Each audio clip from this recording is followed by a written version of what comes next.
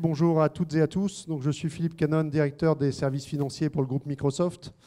Nous avons le plaisir de vous accueillir avec Fatih Trabelsi ce jour. Je suis ravi d'organiser et de coproduire cet événement Repensons la banque digitale avec DXC. DXC, comme vous le savez certainement toutes et tous, est né de la fusion entre CSC et HP Enterprise Services pour devenir un des plus grands groupes de services dans le monde. C'est bien ça, mon cher Fatih? Oui, on dit même qu'on est le premier indépendant aujourd'hui derrière IBM. Donc effectivement, ouais. Une belle naissance depuis le 3 avril dernier. Donc DXC est pour le groupe Microsoft un partenaire stratégique dans le top 3 de nos grands partenaires qui travaillent sur l'ensemble de la chaîne de valeur, et on travaille vraiment intimement d'ailleurs sur ce secteur des services financiers et dans les plus grandes banques que vous représentez aujourd'hui.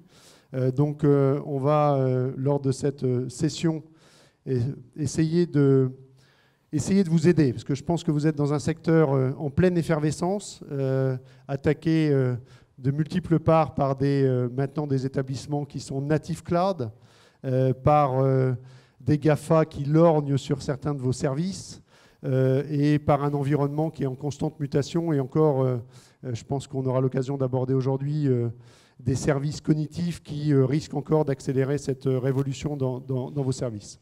Fatih, je te laisse quelques mots sur l'agenda. Oui, pas très long. Déjà, je tenais vraiment à vous remercier, et en particulier les intervenants. Jean, il reviendra un peu plus dans le détail, mais merci à Fabrice notamment du Village by CA, donc on en parlera tout à l'heure. Je voudrais revenir juste... Alors c'est notre 4e édition de Repensons la banque digitale, donc cette fois-ci avec Microsoft, et comme vous allez le voir, un peu comme dans les projets de transformation digitale, on est dans les phases maintenant beaucoup plus d'illustration et d'exécution, et à nous d'essayer de vous montrer un peu comment, au travers des solutions de nos partenaires, on contribue à ce voyage et à ces transformations digitales. Je voulais juste vous dire 2 mots sur DXC, parce que la fusion est très récente. On existe officiellement depuis le 3 avril dernier. Donc juste pour avoir un peu le paysage, donc DXC, c'est effectivement la fusion entre CSC et HP, la partie services d'HP, et donc qui donne lieu à la création d'un groupe d'un peu plus de 170 000 personnes dans le monde. Et dans cette région, là où vous connaissiez, je dirais CSC, eh bien là aussi on change considérablement de taille et de capacité, parce que cette région va représenter, alors cette région c'est France, Belgique, Luxembourg, Espagne, Portugal et Italie à peu près. Et on passe d'environ 4 000 personnes à 14 000 personnes aujourd'hui, et un chiffre d'affaires d'1,7 milliard.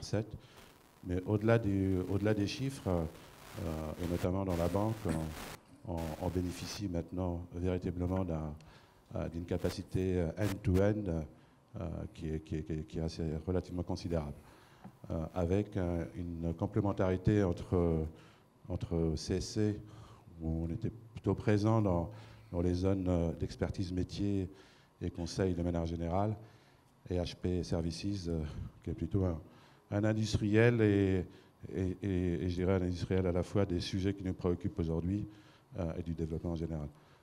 Voilà, merci encore, et je vais laisser Jean entrer dans les détails plus intéressants. Merci.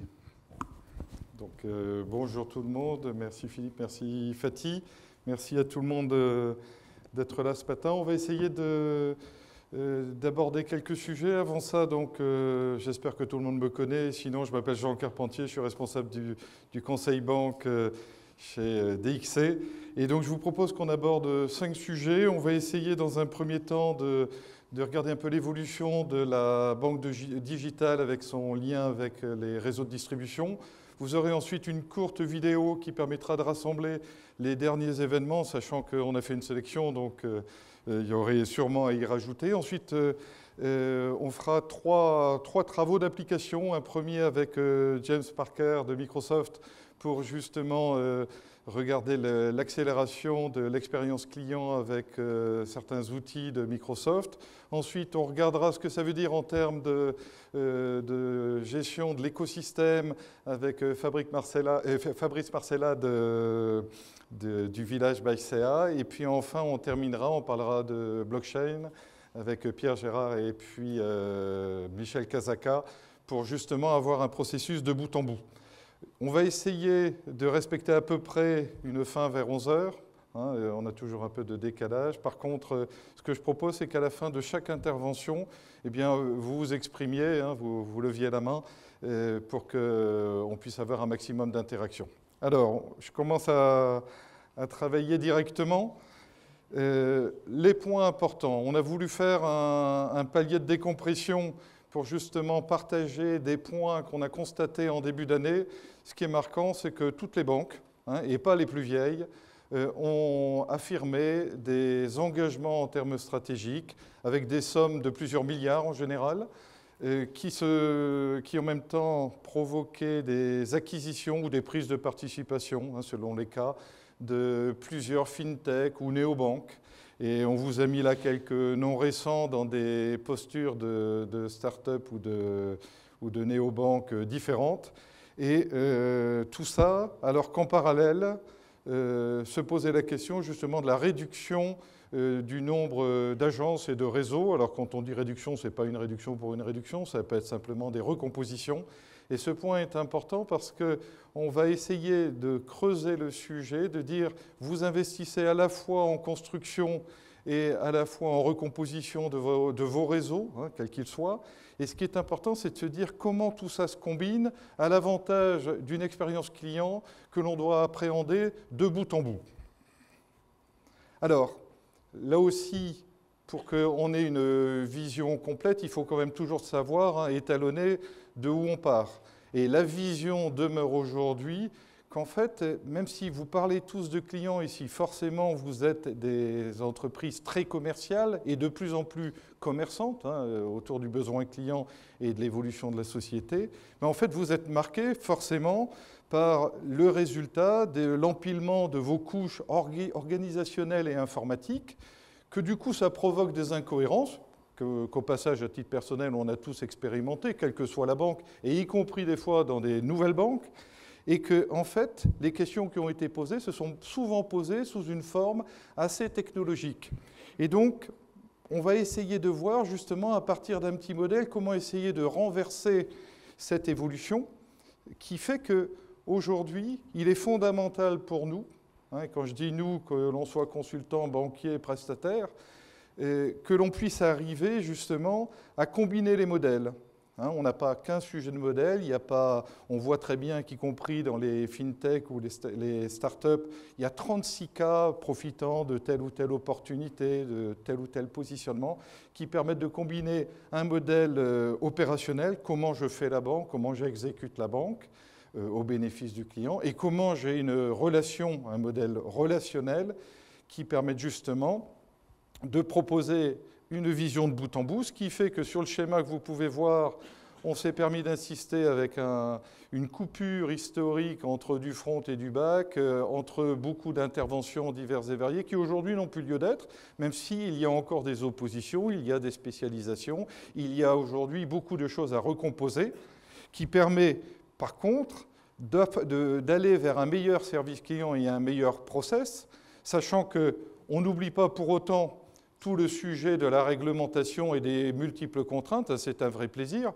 Et puis, depuis le Brexit et Trump, on a même le fait de devoir démonter certaines réglementations. Donc, ça va dans les deux sens. Ce n'est pas que des investissements purs. Et bien que, bizarrement, par rapport à ça, on a véritablement à devoir pousser un nouveau modèle qui est un modèle de bout en bout. Cette réflexion pour CSC, DXC, elle a été menée avec des partenaires. Il est marquant que depuis à peu près 1 an et demi, fin 2015, lorsqu'on avait commencé notre progression ensemble, on s'était rendu compte que vous aviez en général tous le sentiment d'avoir une stratégie ou une approche digitale, mais que pour autant, vous n'étiez que 13% à dire qu'elle était disruptive. Quand on a continué 6 mois plus tard, on s'est rendu compte que l'on voyait émerger, l'exploitation des données, l'accès systématique à de l'intelligence artificielle, la possibilité d'avoir des devices, mais que tout ça était en fait assez tactique et n'était pas généralisé. Et puis enfin, en décembre de l'an dernier, on s'est rendu compte qu'il y avait un besoin important de rénovation des architectures, de modernisation des applications, et que tout ça, le temps du cloud était sonné. Eh bien, ce qui est important aujourd'hui, par rapport au petit modèle que vous voyez affiché, c'est justement de se dire, on a un sujet qui est un sujet de distribution, qui est un sujet de front, comme je le disais tout à l'heure. On a des nouveaux intervenants qui justement permettent d'accélérer, de rénover des pans entiers. En parallèle, vous avez, grâce à l'intelligence artificielle et grâce à la robotique, l'accélération des process. Et puis, vous gardez le SI tel qu'il est, même si vous avez tous énormément travaillé sur les data, que BAL2, vous y avez obligé, que le KYC également, et que vous avez tous investi dans du CRM, et qu'on se retrouve au milieu avec un vrai sujet, une vraie rotule autour du réseau de distribution, et quelle qu'en soit la forme, y compris des plateformes de distribution, qui fait que c'est aussi pour ça que je suis content aujourd'hui de pouvoir faire cette présentation avec nos amis de Microsoft, parce que c'est probablement petit à l'écran, mais vous pouvez voir qu'ils allument à peu près la plupart des sujets grâce aux solutions qu'ils peuvent apporter et que vous voyez positionner sur le schéma. Du coup, et c'est ce cadre-là qui va permettre de reposer tout ce que l'on est en train d'aborder. Donc, l'expérience client est aujourd'hui le seul et unique sujet qui doit animer toutes les transformations. Quel que soit le client, quels que soient les produits qu'on lui offre, quelles que soient vos histoires.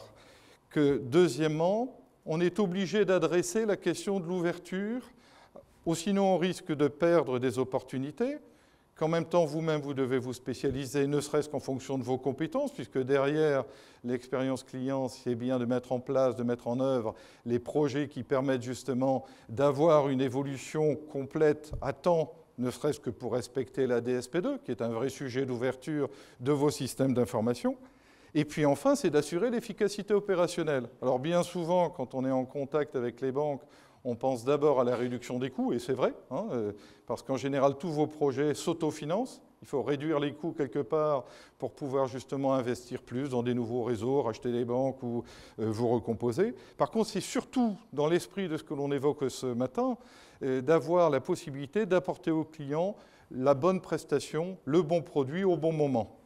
Et donc, du coup, c'est bien de traduire tout ça, et grâce en général à des partenaires, qui permettent de dire comment on va traiter, alors on utilise le terme souvent de SI bimodal ou de SI à 2 vitesses, je crains que ce soit plutôt un SI à 36 vitesses, vous choisirez le chiffre qui vous va bien. Par contre, c'est d'arriver à une reconfiguration des réseaux en tirant profit de tout ce que vous avez fait et de ce que nous avons pu constater ensemble donc dans les 3 précédents événements de Repensons la banque digitale. Donc, je propose que nous passions à l'intervention de Laurence, justement, pour creuser cette expérience digitale et justement que l'on puisse réfléchir ensemble à comment créer cette communauté d'intérêt qui va nous faire avancer plus vite par rapport au sujet digital. On m'entend, c'est bon? Parfait. Bonjour à tous. Donc rapidement, moi je souhaitais remettre un focus sur vraiment l'expérience client au sein des banques et donner un peu de perspective sur quels sont les grands projets aujourd'hui que les banques mènent avec un focus final sur les agences. Donc en fait, quand on parle d'expérience client auprès des banques, de manière assez synthétique, on le définit un peu en 4 grandes phases ou 4 grandes expériences qui sont l'entrée en relation en fait, du client avec sa banque, où là, la banque a un devoir de conquête. Toute la partie après usage de la banque par le client qui oblige la banque à proposer des usages facilités pour pouvoir fidéliser son client.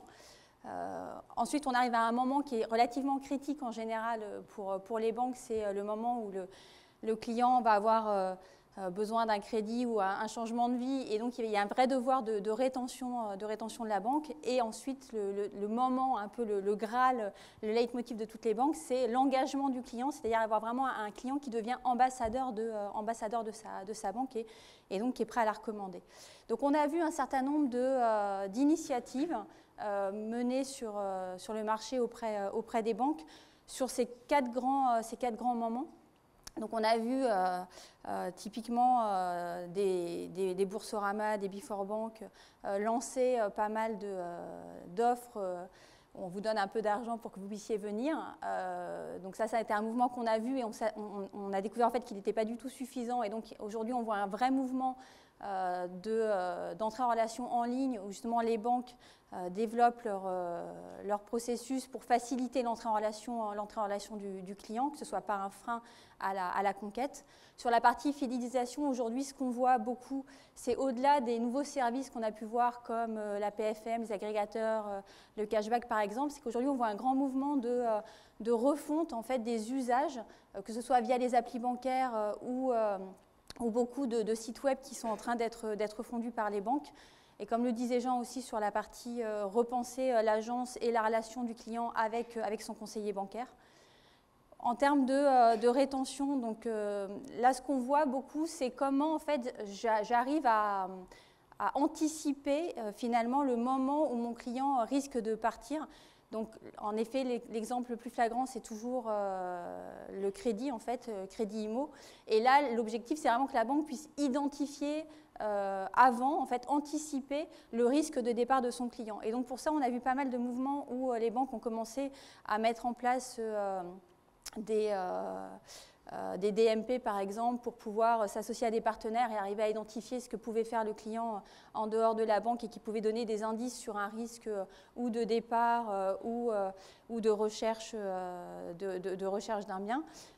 Et ce qu'on voit aussi, et on y reviendra tout à l'heure avec James, c'est tout ce qui va être un peu le CRM augmenté et ce qu'on appelle le Next Best Action, comment j'anticipe aussi mon client et la demande de mon client et je suis en capacité d'être proactif vis-à-vis de mon client. Donc il y a aussi un mouvement par rapport à ces conseillers augmentés qu'on est en train de voir, sur la place. Et donc le dernier point qui est, voilà, comme on le disait, un peu le leitmotiv, c'est comment je fais que finalement mon client, son expérience, on passe vraiment d'une expérience relationnelle à presque une expérience émotionnelle où il a envie, il est fier finalement d'appartenir à sa banque. Et donc pour ça, on a vu beaucoup de mouvements autour de tout ce qui allait être crowdfunding, crowdsourcing, la co-construction, beaucoup de banques qui proposent à leurs clients de penser leur nouvelle carte de crédit. On voit typiquement comme Crédit.fr des plateformes de financement participatif auprès des entreprises, par exemple. Sur HSBC a lancé typiquement une plateforme en fait, collaborative pour les entreprises qui permet aux entreprises en fait, de trouver des clients et des partenaires de manière plus simple. Donc il y a vraiment un mouvement qui est lancé en termes d'engagement du client.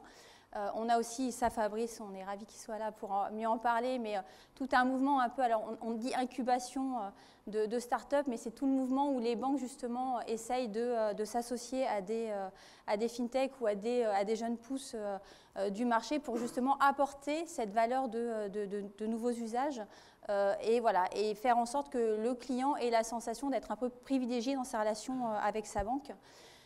Et le dernier point, autour de ce qu'on appelle les agences du futur ou les flagships, donc au-delà d'un mouvement qui a été assez criant ces dernières années, où toutes les banques voulaient un peu avoir la super agence design, on s'est aperçu que le design n'était pas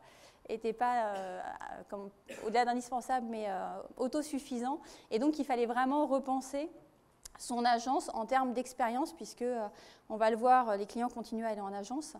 Et j'ai mis l'exemple d'Umpqua, parce qu'Umpqua était donc une banque à San Francisco, et elle est assez représentative, puisque justement, ils ont mis en place des systèmes d'interaction avec leurs clients dès l'entrée de l'agence, avec, là aussi on vous fera une démonstration, avec des écrans qui interagissent avec les agents, avec les clients, pardon, dès l'entrée dans l'agence. Donc tous ces mouvements, en fait, mettent bien en relief que les banques se doivent, elles le font, mais elles doivent encore plus le faire, se doivent d'être plus à l'écoute de l'expérience client. Donc de manière très simple, quand on caractérise ces grands mouvements, on voit que le premier, c'était vraiment comprendre son client. Le deuxième mouvement, c'était vraiment améliorer l'usage de son client. Et le dernier mouvement, c'est finalement comment j'arrive à engager mon client pour qu'il se sente fier d'appartenir à ma banque. En termes de projet, on a décidé de prendre un peu cette vision, pareil, synthétique, mais qu'on trouve assez parlante. Quand je suis sur la couche basse en fait, de maîtrise de la connaissance client, c'est finalement les grands projets qu'on a vus ces dernières années, voire décennies, où vous avez tous mis des milliers, voire des millions d'euros dans des programmes CRM pour mieux connaître vos clients. Et c'est encore plus flagrant aujourd'hui avec les obligations légales. Donc aujourd'hui, vous êtes finalement équipé de grandes plateformes CRM et tout l'enjeu pour vous, c'est comment arriver à faire performer ces CRM en exploitant au mieux la data que vous avez de vos clients, en allant chercher d'autres données clients, en ouvrant à l'extérieur. Donc voilà, il y a toute une logique aujourd'hui de dire, voilà, les millions que j'ai un peu investis, comment aujourd'hui je fais en sorte de performer mon investissement. Le deuxième mouvement dont je parlais, c'est vraiment en termes de transformation. Comme le disait Jean, aujourd'hui, c'est vrai que beaucoup de banques ont encore des systèmes informatiques assez anciens et qui sont très silotés. Et finalement, connaître mon client et pas être en capacité de l'adresser correctement avec une expérience de bout en bout et que lorsqu'il va sur son appli bancaire ou qu'il va sur son site web ou qu'il va en agence, finalement, il a une expérience qui n'a rien à voir. Et donc, quand il doit répéter 15 fois la même chose, c'est un irritant fort. Et donc, on voit aujourd'hui, en effet, beaucoup de banques qui se lancent vraiment dans une transformation de fond de leur système d'information au niveau du modèle distributif pour faire en sorte justement de casser ces silos et permettre aux clients d'avoir cette fameuse expérience avec des processus sans couture. Donc là, c'est le mouvement fort et on sait que la transformation, une fois que vous arriverez à maturité, eh bien forcément, on arrivera dans la partie perform. Et puis, le disrupt, là, vous n'avez pas le choix. On sait que la technologie avance vite et impulse de nouveaux usages et qu'aujourd'hui, vos clients, ils sont vraiment en attente de vivre la même facilité d'usage que lorsqu'ils vont sur un Amazon, un Fnac, et donc que ce soit très simple de pouvoir consommer la banque. Et donc, vous avez quelque part une obligation de vous mettre un peu à l'ère de tous ces usages, que ce soit via des chatbots, de l'intelligence artificielle, les plateformes, les open data, les API. Et donc, les banques, on voit aujourd'hui, ont accepté de passer aussi dans un mode projet où avant, on était sur des gros programmes de 12-18 mois. Et maintenant, les banques acceptent de passer dans un mode vraiment test and learn. C'est-à-dire qu'on essaye, et puis finalement, alors même si ça fait toujours mal quand ça ne marche pas, mais on accepte un peu mieux quand ça ne marche pas, et puis encore mieux quand ça marche, de pouvoir du coup le réimpulser dans l'ensemble des usages et de la connaissance client. Donc mon dernier point, c'est un sujet qui me tient particulièrement à cœur, c'est l'avenir de l'agence bancaire. On lit à peu près partout dans la presse que les banques ferment leurs agences parce que finalement tous les clients deviennent digitalisés et donc n'ont plus grand intérêt à aller voir leurs conseillers. Alors, le constat comme ça peut être assez simple. Finalement, c'est quand même intéressant d'aller creuser la réalité. Déjà, les clients vont en agence parce qu'ils ne peuvent pas tout faire via le digital. Je pense que vous êtes tous en face pour dire que tous les process sont loin d'être dématérialisés. Et encore, il y a même des process qui sont très compliqués. Demain, vous voulez faire du leasing pour acheter pour vos agriculteurs une moissonneuse-batteuse ou faire un rachat de soul, par exemple. Voilà, ce genre de process en ligne, c'est relativement compliqué. Et donc, l'interaction avec un conseiller est encore quelque chose qui est fortement demandé. Il y a toujours la crainte aussi par rapport à la sécurité, même si elle commence à être réduite. Mais voilà, vous avez encore une clientèle qui n'est jamais très à l'aise avec le fait que son argent transite via des systèmes qu'il ne maîtrise pas forcément. Donc ça, c'est plutôt l'agence qui vit parce qu'il y a encore des faiblesses au niveau du digital. Pour autant, elle vit aussi par elle-même, mine de rien, puisqu'il y a quand même pas mal d'études qui montrent qu'on aime bien passer en agence, encore plus les urbains, parce que c'est à côté de chez nous. Il y a un autre point qu'on voit moins, mais en fait qui ressort pas mal, c'est ce qu'on appelle le report de risque. C'est finalement quand vous êtes seul devant votre écran à faire une simulation ou un devis, il y a toujours le doute ou vouloir souscrire un produit en ligne, il y a toujours le doute de est-ce que finalement je fais le bon choix, est-ce que j'ai bien rempli les cases. Et en fait, de pouvoir interagir avec un conseiller et s'assurer qu'on prend la bonne décision, c'est quand même quelque chose qui est demandé. Et le dernier point qui me paraît aussi très important, c'est qu'on regarde toujours la fermeture des agences sous un prisme très clientèle particulier. Et en fait, on s'aperçoit que les pros sont des vrais consommateurs des agences bancaires. D'ailleurs, il y a beaucoup d'initiatives qui sont faites par les banques justement pour valoriser cette clientèle en agence. Donc, ce serait dommage de l'oublier. Troisième point, c'est mine de rien, quand on va en agence, on a quand même envie d'avoir en face de soi quelqu'un qui soit expert. On n'est pas des doctissimos de la banque, donc on a en face de nous des conseillers qui savent de quoi ils parlent.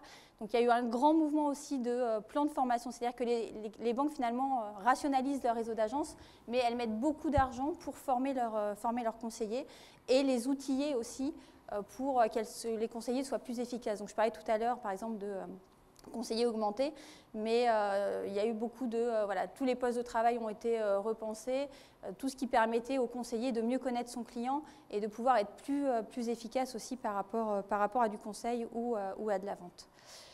Et le dernier point, c'est que forcément, on vit dans un monde digital et qu'on a fini par en fait, digitaliser nos propres agences bancaires. Et donc aujourd'hui, on a beaucoup d'outils digitaux qui sont entrés dans l'agence, comme les signatures électroniques, comme les tablettes crédit, comme les visios, les chats, les postes connectés. Donc clairement, opposer l'agence au digital est un leurre.